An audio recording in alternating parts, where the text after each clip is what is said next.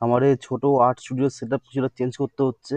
Change আমার এই কারণে করতে হচ্ছে, কারণ যেহেতু আমার এই আর্টওয়ার্কটা অনেকটা বড় আকারে, সেই কারণে আমার লাইটের সেটআপ প্লাস জায়গাটা অনেকটা বড় করে নিতে হচ্ছে।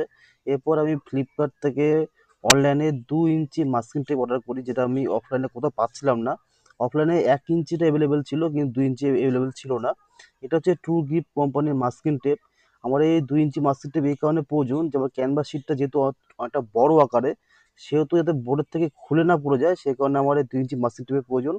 এরপরে ক্যানভাস শিটটা আমি সাইড দিয়ে 3 ইঞ্চি করে গ্যাপ রাখতে হচ্ছে।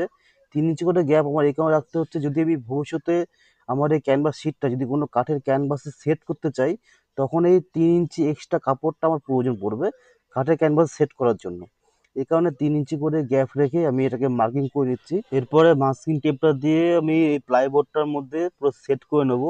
এখানে দেখতেই পাচ্ছ যে আমি 1 ইঞ্চি মাস্কিং টেপটা আমি উপরে সেট করছি, আর 2 ইঞ্চি মাস্কিং টেপটা আমি বর্ডারে সাইড দিয়ে মেরেছি, যাতে আমার ক্যানভাস শিটটা কোনো কারণে লুজ হয়ে খুলে না পড়ে।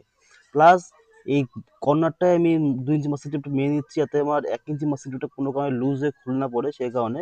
আর এটা হচ্ছে পুরো আমার ফাইনাল সেট আপ। দেখতে পাচ্ছ পুরো মাস্কিং টেপটা আমি সাইড দিয়ে এইভাবে মেরে নিয়েছি। মিডিলটা গ্যাপ রেখেছি, কারণ মিডিলটা আমার কোনো প্রয়োজন নেই। আর খুব তাড়াতাড়ি আউটলাইন ড্রটা করে ফেলবো, তার ভিডিও সামনে নিয়ে আসবো।